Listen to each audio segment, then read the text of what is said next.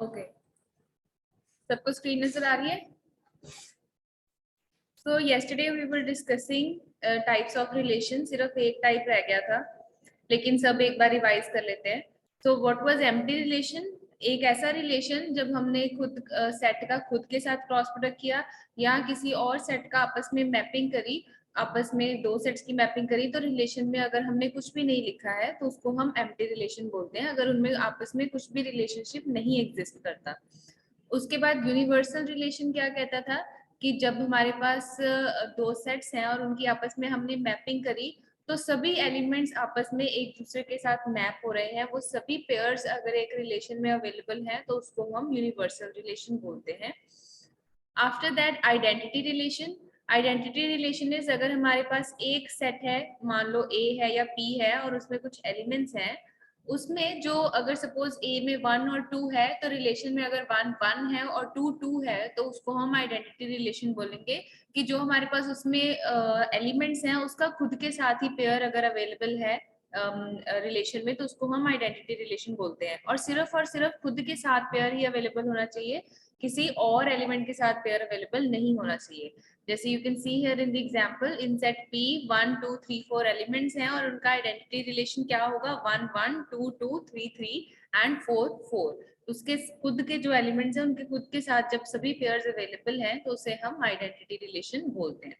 Now inverse relation is कि एक हमारे पास रिलेशन ऑलरेडी बना हुआ है, वो किसी भी टाइप का रिलेशन हो सकता है, लेकिन जब हमने उसके एलिमेंट्स स्विच कर दिए, डोमेन वाले एलिमेंट्स मतलब आगे वाले एलिमेंट्स पीछे लिख दिए और रेंज वाले एलिमेंट्स जो पीछे वाले एलिमेंट्स हैं उनको आगे लिख दिया, तो उसको हम बोलेंगे r रेज टू पावर -1 कि वो रिलेशन का इनवर्स है. ठीक है. उसके बाद हमारे पास रिफ्लेक्सिव रिलेशन आता है. इन्होंने यहाँ पर गलत लिखा हुआ है, आइडेंटिटी रिलेशन ही बना दिया इसको. तो अगर मेरे पास सेट ए है जिसमें 1 2 3 तीन एलिमेंट्स हैं, जब हमने इसमें रिफ्लेक्सिव रिलेशन में क्या करना है, ए की खुद के साथ ही मैपिंग करनी है.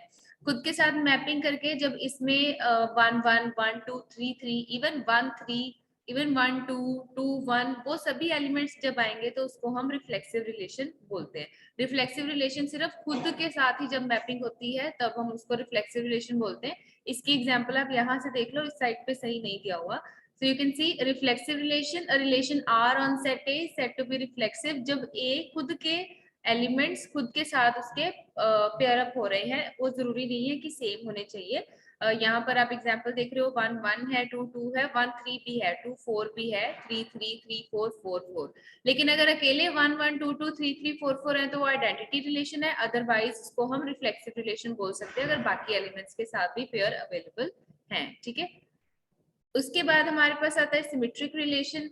सिमेट्रिक रिलेशन बताया कि अगर, हाँ जी मैम एक बार फिर समझा दो रिफ्लेक्सिव वाला और आइडेंटिटी वाला. किरण, आपने कल लेक्चर लगाया था? यस मैम लगाया था, हो रही है. ओके. आइडेंटिटी मैं लिख के बता देती हूँ. आइडेंटिटी रिलेशन क्या कहता है कि अगर मेरे पास एक सेट है और उसमें सिर्फ सेम एलिमेंट का ही पेयर अवेलेबल है तो मैं उसको आइडेंटिटी रिलेशनशिप बोलूंगी. लेकिन अगर ऐसा, चलो मैं यहाँ पे करके बताती हूँ, खुल गया. सपोज आई हैव सेट ए जिसमें मेरे पास एलिमेंट्स हैं 1 2 3. ठीक है.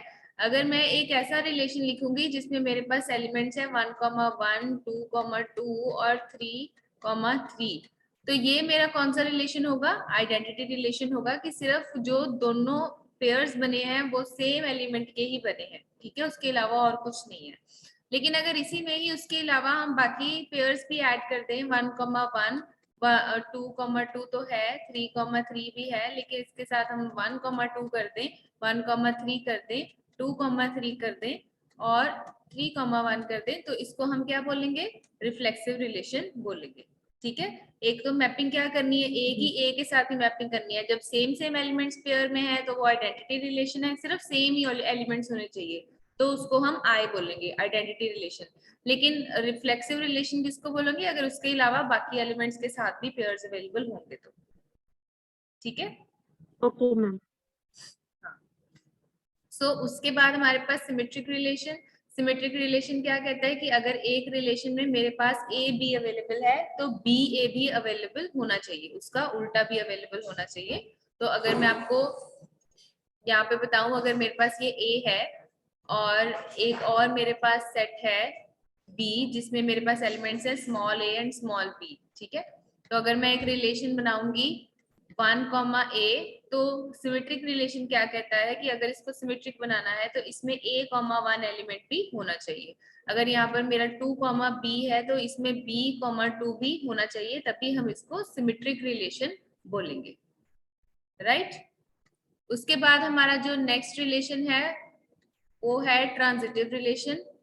ट्रांजिटिव रिलेशन हम किसको बोलेंगे, जैसे मेरे पास दो सेट हैं ए और बी, ए के एलिमेंट्स हैं स्मॉल ए स्मॉल बी और बी के एलिमेंट्स है 1, 2। तो अगर मैं इन दोनों का एक रिलेशन बनाऊं जिसमें मैं लिखूं a, 1, ठीक है, और मैं लिखूं 1, बी, तो ट्रांजिटिव रिलेशन क्या कहता है कि अगर a, बी मतलब a, सम एलिमेंट अवेलेबल है और 1, बी अवेलेबल है, तो इन दोनों को काट के a और b का पेयर भी अवेलेबल होना चाहिए, ठीक है। कि अगर मेरे पास पहले सेट का एलिमेंट और दूसरे सेट के एलिमेंट का पेयर अवेलेबल है और दूसरे सेट के एलिमेंट का पहले सेट के साथ पेयर अवेलेबल है, तो बाकी जो दो लास्ट वाले बचते हैं उनका भी आपस में पेयर होना चाहिए। हाँ जी मनप्रीत, आपकी आवाज आ रही है। So a relation is set to be symmetric जिसमें ऑर्डर्ड पेयर के सेट और उसका रिवर्स भी हो, ठीक है। अगर सेट में ए बी अवेलेबल है, सॉरी मैं ट्रांजिटिव करवा रही थी, सिमेट्रिक तो हो गया। ट्रांजिटिव क्या कहता है कि अगर मेरे पास एक सेट में रिलेशन में एक्स वाई अवेलेबल है और वाई जेड अवेलेबल है, तो एक्स और जेड का पेयर भी अवेलेबल होना चाहिए। अगर ये कंडीशन सेटिस्फाई होती है तो मेरा जो रिलेशन है उसको मैं ट्रांजिटिव बोलूंगी। जैसे यहाँ पे अगर उन्होंने P के ऊपर ही मैपिंग करी है, P के एलिमेंट्स हैं A B C, तो अगर यहाँ पर A B अवेलेबल है B C अवेलेबल है तो A C भी अवेलेबल होगा, तो हम इसको ट्रांजिटिव रिलेशन बोलेंगे, ठीक है।